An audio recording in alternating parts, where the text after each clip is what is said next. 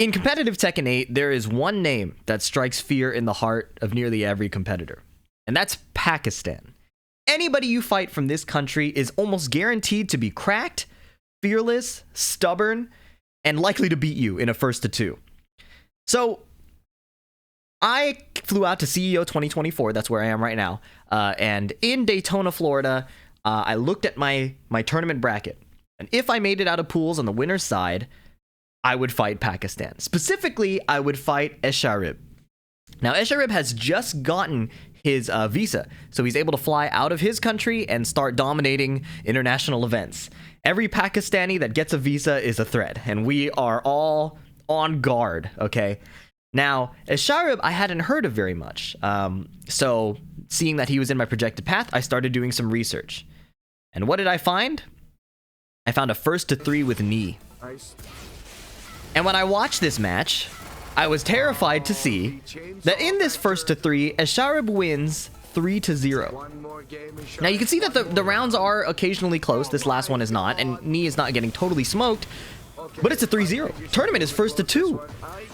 If the god of Tekken is getting 3-0'd by this player, what am I gonna do? I fought Knee in Tekken 8, actually. We met at like a hotel at Combo Breaker, and he like 10-0'd me. So I was quaking in my boots. I didn't wear boots. I wore like sneakers. I was horrified, and you know, I saw that this match was coming up. So I did a lot of prep work leading into this, and you could see it down here. In addition to watching that 1-3, I watched his pools match on day 1. And what I saw is that he loves to finish his strings. He loves to mash into people's strings. He's gonna play Elisa's chainsaw stance. I didn't write that down because that's kind of a given. His whiff and block punishment was not hurting. Like, he was not deleting people's life bars with the whiff punishment and block punishment. So I was like, okay, I can afford to play a bit more aggressive. He loves keep out up forward 2, this chainsaw, homing heat engage high, and standing 4, her like faster, non-heat engaging, but counter hit knockdown high. And then he loves like doing a safe mid into a hop kick, like sidestep hop kick. So my plan was very, very precise. It was attack, do strings, don't interact too much on blocks so I don't eat the sidestep hop kick, and whiff punish him. And I was trying to decide Steve Lily. It came down to who I felt like I could attack with the best. And Lily is so good at deleting life bars after she gets one good hit. And I didn't want to give him the chance to come back with chainsaw stance, destruction stance. So, PhiDX versus Esharib. Check out how this match goes. As you know, I battle with tournament nerves. I don't have my main character. I'm struggling to adapt to the Tekken 8 style, so I wanted that context to show you how this match plays out. Immediately I played dash 1-2, and I float him out of something. I didn't even take time to register it. We need to go into heat, we need a combo, we need to kill him. Go low. Voila. Okay, do glide underneath that, no big deal. 1-2 and 1-1, right? Immediately after this scramble situation, I don't back up. 1-2, 1-1. I eat a counter hit, but that's okay. It's better to get counter hit early and learn more about when you can and can't attack. This situation here, more offense for me. Down forward 1, I'm -1. So it should be my turn being give up. I can play sidestep, whatever. But I decided to press the offense and just play my 2 jab. He goes for his 13 frame magic 4. So my 10 frame move is faster, even at -1. So I'm forcing a ton of offense. I want to stifle him. And look at this. I get another float. What did he do here? Forward 4. He tries to hop kick me, right? So if I try to mix him up, I might die. I'm just playing the fastest pokes I can just to maintain as much control as possible. Steamroll. Knee prefers a slower playstyle, win neutral, things like that. I didn't want to open up that amount of variance, seeing as how if Knee, who is a neutral focused player, was losing, I don't have as good a neutral as Knee. So I didn't want to play the same game. Now, 1-2 again, still working. I play back 1-4. I play back 1, I get counter hit, right? So, sorry, the rewind goes way farther than 1. Back 1, I get counter hit, right? So now I know he's going to swing. So what do I do right after?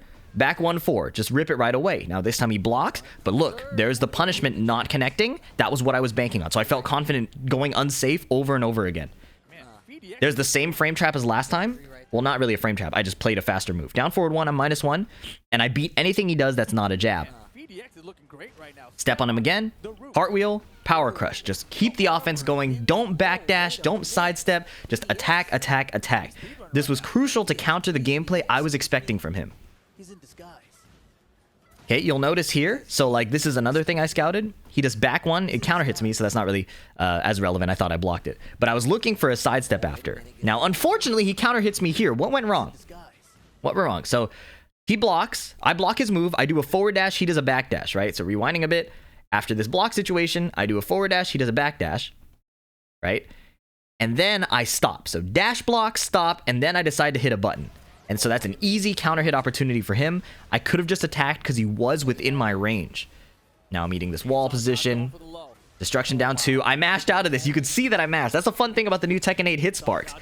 Because of this hit spark, you can tell I tried to mash. I'm just trying to get back in control as quickly as possible. If I'm wrong, that's fine. I can give up a round or two trying to earn his respect. Look at this. I finished a string because I knew he would mash into it. Look at the note right here.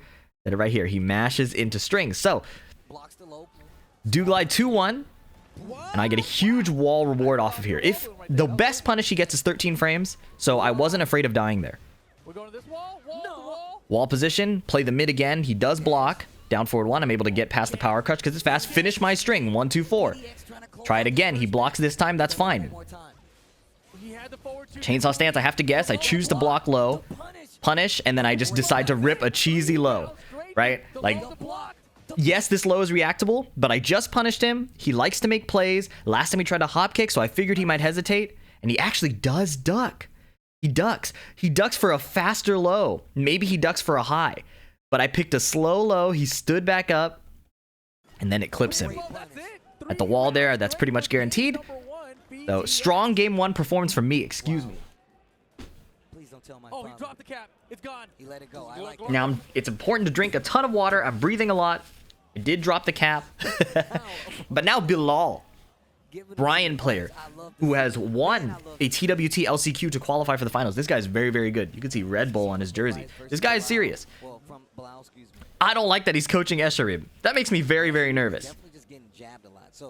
That explains this next move, where when the camera returns to me, I decide to smile. He's making a new emote, right?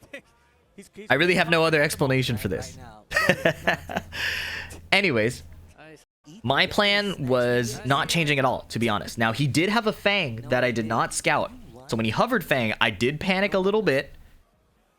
Can't see it in my face because I'm stone cold. But luckily for me, he switches back to Elisa, the matchup I had better prepared for, and had a really clear game plan on. If he switched to Fang, hypothetically, I probably would have still done the same thing. Fang could have been good. Because I think his player tendencies wouldn't have changed that much. However, the way I navigated the neutral would have just been different.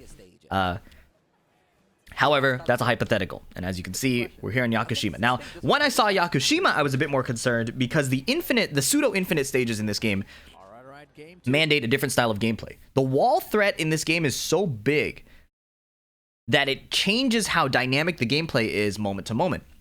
But because the infinites kind of remove that threat, movement-based characters like Elisa can really, really deny you the ability to pressure over and over and over again. Lily can do the same, but her movement is better geared towards sidestepping. So she does benefit from infinite, but in my opinion, Elisa benefits a little bit more. I need my water. It's the same big bottle. Oh my goodness. I apologize. Okay. So game 2, same plan, but it's on infinite. So you have to play a little bit slower. Let's look at it. I run up, I eat a jab. I just did not block that. That was rough. Play a down one, and he whiff punishes me. This had me second guessing my scouting, right? Right? Like, look at what happened here. I was like, okay, as long as I attack, like, nothing's gonna hurt too bad. He does down forward 4, so it's a safe poke, but he gives up his turn, so I play down 1 right away, but the pushback has him out of range. And I didn't expect that he'd be immediately ready to get the huge back 4-4 whiff punish here. So now, I had it in my mind, okay, well, I can't just whiff carelessly, but I still need to play the game plan. I can't abandon the game plan. And there he gives me a whiff of his own. So that, again, lined up with my expectation. He is going to whiff for me. I can't whiff there. This is an Elisa kind of interaction. Forward, forward, forward into forward, forward, forward usually works pretty well. But Elisa's backdash goes really far. Her hurt box is already kind of leaned back. I had to be a lot more careful here. Luckily, clip him again with the 3-1. This is a new combo for the new patch. The old one doesn't work, but it's still a ton of damage. Now, why did I do that? Now, I actually scouted in advance because Elisa has a unique getup where she uses her jetpack to fly off the ground. I scouted in advance that if in this situation Elisa does the fly, all of my follow-ups that are normally guaranteed, the low swipes, will miss. But this option will float her for another combo. So I was hoping, because I was on stream and because I was fighting a Pakistani player who trains with Arslan, Numan, Atif, everybody, I was banking on the fact that he knew that wake up. I was hoping he would do that wake up. I would get a really cool clip like, oh my god, PhiDX is so prepared, but it didn't happen. So now I have to explain it to you to justify that silly whiff. It's a guess either way, but you know. Back one, and then this, people were really excited about this sidestep, and I was too, but in truth, when Lily does back one like this, she's either gonna do back one forward, back one attack, or back one sidestep, right? Like, that's just the natural way out of this stance, because she can't just block right away. So sidestep's the natural cancel, and I just do it, and he chooses to heat burst. So it was kind of an autopilot decision that just happened to defeat his. Not to complain about it, right? It's still a high percentage decision, but I wasn't really like popping off after that sidestep. I was like, okay, well, he gave me that, business as usual. Let's keep going. What do? Run in and jab, right? So his jab beats me. Why does that happen? I think I waste a little bit of time dashing forward, or did he just hit his button first? Never mind. So I'm getting counter hit a lot because I'm trying to attack. I saw that he likes to use that move, but I did not get the right punish. Sidewalk, no launch. This is a slight inaccuracy for me, but again, I'm focused more on hitting my 1-2 than actually getting my right punishment. So as I level up as a Lily player, or whatever character I decide to main, the punishment will get tighter. But I was focused on implementing that neutral game plan of go, go, go, that the wires were getting crossed. No duck on the string because, again, I'm focused on the next move. No duck. Okay, good block there, but what did I... Look, everything I said is still relevant. Easy punish here, but I'd run up and do a down forward 3 because I just want to play the neutral. No punish. Clips me out of my next move. I think everybody watching was kind of like, what was that? Down jab, again, just trying to get back control. Power crush, same option as before. Nice block on my low.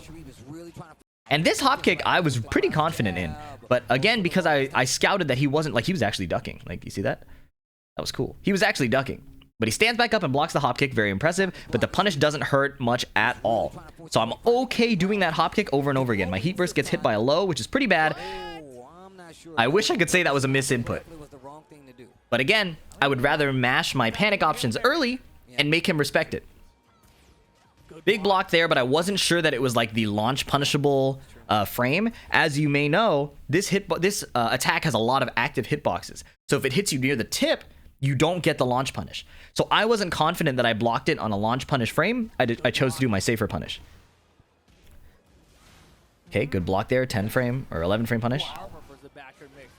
Matterhorn. So here I was banking that he was going to do a high, right? Elisa hits this plus frame chainsaw high. She gets to try again. She gets to try another chainsaw move. It's either going to be another high, the homing high to stop your sidewalk, or the mid-low mix-up. Because against Elisa's chainsaws, you don't have to just guess mid or low. You can play sidewalk left to beat some of the high options too. So Elisa counters that by doing this homing move, the spinning one she's doing now. So I chose to just hard read either of the high options and get way more reward than if I just did a duck and launch. Unfortunately, it is not the round. With the heat burst nerf, I cannot kill here. In the old patch, I could have actually killed. Heat burst here, and then do 3+4 into voila, probably kills. But they nerfed the damage, so I have to just do the regular combo and win one more interaction. Big block there, and again, this whack punish is because I was so focused on the neutral game, right? I'm looking at to down 3 him after the fact. In reality, I could have just punished him. So, I'm proud of enforcing my game plan, but as you can see, there's a lot to clean up, right? Because new character, new game, etc. But this is the process of learning Tekken. You're gonna make mistakes in one area as you learn new areas of gameplay. But I get a beautiful duck here. I was really happy with that. Down forward 1, jab, and then he does that string. I practiced that string a bunch the day before and the morning of. Practice my punish too. Looking good. Double spin. I decided to go mid because people will duck in tournament. People will duck in tournament. That combo must not work anymore. This one is so unfortunate because I would have gotten a great kill situation, but now I have to finish him off. He has heat and rage. Now, when Elisa's in heat, you have to look for everything because they're all heat dash launchers, right? So up forward 2, forward 2, 1, and plenty of other of her heat moves. What do I stop looking for? Forward 2-1. So I'm ashamed. Let's take a look at this. I eat a jab, okay, and I try to Matterhorn. I try to Matterhorn out of the jab situation. I don't have the frames for that. I'm not going to dodge this move. Forward 2-1. Look at the damage I'm about to take. Eat dash here. Nice combo from Esharib. Super optimized. Up forward 1 in this ender. I took half HP from that. And now my back's to the wall. But I'm still going to force the attack because that was the game plan. I have no reason to change it yet. 1-2s over and over. Ducking under hers. One hit. Down 4, he whiff punishes with a single backdash. He could have rage arted right here and I would have died, but I don't think he knew the wall was there. I didn't know the wall was there either. And I blocked the shoe shot. I swear to God, I reacted to that. I swear to God, I reacted to that. But maybe it was a read. I just know in that moment, it felt like time slowed down. I was like, he's in crouch. This robot is spinning at me. I gotta duck this. Simple punish to kill. So I happened to succeed. Lots of mistakes along the way. It was not the cleanest Tekken I've ever played, but I'm really happy about 2 things in this match. One, that I had the proper analysis, right? After watching Knee play him and watching Esharib's pool match, I was really confident in my assessment of what he did and what I needed to do to win. And what I think I gained the most from watching Knee was that Knee plays so... Passive is not the right word necessarily. Well, it is pretty passive, but he's looking to really understand the opponent. It's a long set style. And I didn't want to play like that. As, like, Knee is my GOAT, okay? But I think I recognize that in Tekken 8, it is important to be active and take data while being active. It's okay to die while attacking because you will collect more data. Everybody is more powerful, so you will always have another attacking option that's probably good. Right, so Knee is way optimized. As soon as he does get his hit, it's going to be super powerful. But I was insistent on getting my permanent health damage pokes and just, in general, overwhelming Esharib once I saw the defensive weaknesses. So I was happy about the analysis for 1. 2, I was happy that I executed. Right, you can see clear moments of nerves, right? Like the way this last round ends. You can see clear moments of nerves, like how I kill him here. He's gonna go for this, and he flies, and I do a down 3, right? Like that's you need to punish. Just do the punish. But instead, I play a down 3 that would have applied in neutral because I was so, you know, nervous and tense and worried about winning. So 2, I was happy that despite the nerves, I ended up doing what I wanted. This was a big tournament win for me. Fighting against someone who trains with the best. Esharib, and an incredibly nice guy, by the way. We had a great conversation after. Trains with the best, coming from one of the strongest regions Tekken has ever seen. I was terrified. So to overcome that, using my analytical skills to turn that analysis into gameplay, felt really good. And Esharib, after the fact, sat down and he said, this is going to sound weird out of context, but in context, it was very nice. He said something like, I understand that, you know, you are very busy and you do a lot of YouTube, and people probably say things like, you know, he studies and he analyzes and he makes videos, but he can't play. I want you to know that you can play. You are very strong. And he shook my hand. And it was so genuine. And I was like, wow. In our one game that we fought, he expressed the exact compliment I needed in this moment. So I have immense respect for Esharib. I expect us to stay in touch. I might head back to the venue now and play some more, actually. We will be covering CEO's Top 8. We will be covering my match with JDCR. If you haven't heard about that, we had a great match. Unfortunately, it wasn't on stream, so it'll be like a iPhone video. But it was a good enough match that I think it's worth showing. Great tournament. This was one of my best tournament performances. Well, this was my best tournament performance for Tekken 8. Not going to spoil how far I got. That'll come in the JDCR video. Maybe another later video. I fought Al again, who eliminated me from Combo Breaker. But I'm rambling. Hopefully you enjoyed this video. Please leave a like if you did. Leave a comment if you think I missed something, if you have any questions. And subscribe for more.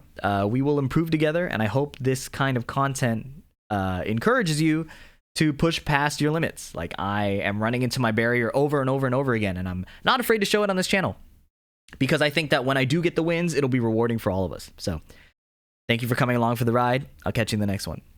Peace.